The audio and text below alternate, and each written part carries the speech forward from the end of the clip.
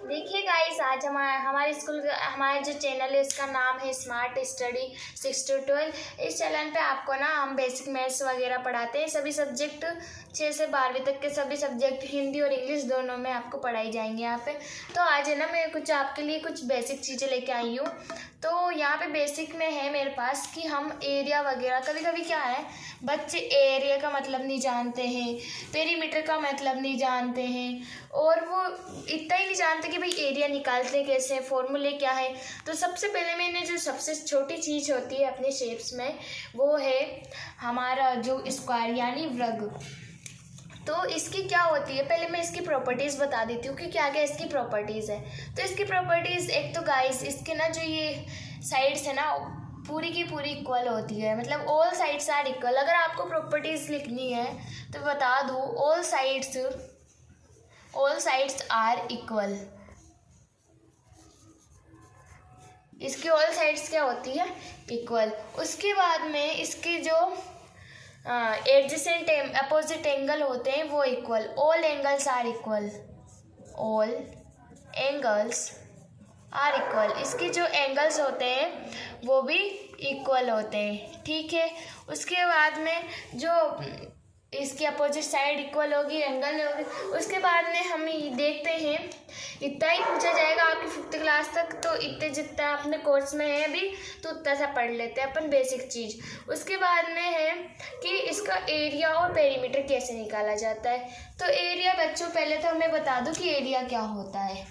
तो एरिया होता है, जैसे कोई भी ये फील्ड है, मान लो ये एक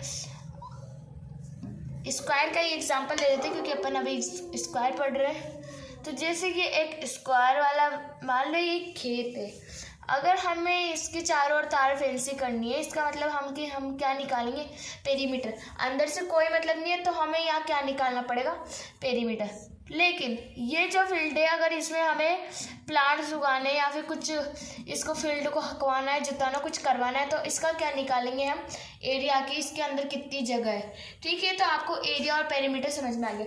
एक बार मैं हिंदी में आपको बता देती हूँ कि एरिया क्या होता है। गाइस, हिंदी में एरिया को हम क्षेत्रफल कहते हैं, क्योंकि कुछ बच्चे हिंदी मीडियम से तो उनको समझ में नहीं आता। तो मैं बता रही हूँ कि एरिया का मीन्स क्षेत्रफल होता है, और जो पेरीमीटर का मीन्स है, इसका मीन्स होता है परिमाप।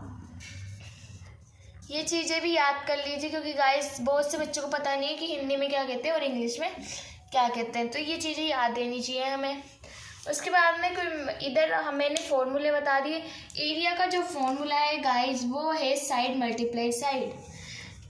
अब एरिया हमें साइड निकालनी है तो हमें क्या करना है, जैसे ये एक वर्ड है तो इसकी साइड है, तो साइड कोई भी साइड ले ली, वैसे भी ऑल साइड इक्वल होती है, तो इसकी एक साइड से दूसरी साइड को मल्टीप्लाई कर देना है, जिसमें आपका एरिया निकल के आ जाएगा, यानी इसके अंदर कितनी जगह है वो निकल के आ जाएगी। उसके बाद में है हमारा पेरीमीटर यानी परिमाप। इसमें क्या होता है, चार, अपनी कितनी भुजाएं, 4, और साइड, मतलब जो 4 भुजाएं, मतलब जो भुजा है, मान लो इसकी एक भुजा 2 है ना, तो इसकी ये भुजा 2 है, बाकी हमें पता नहीं है, लेकिन फिर भी हमें क्या निकालना है, पेरीमीटर।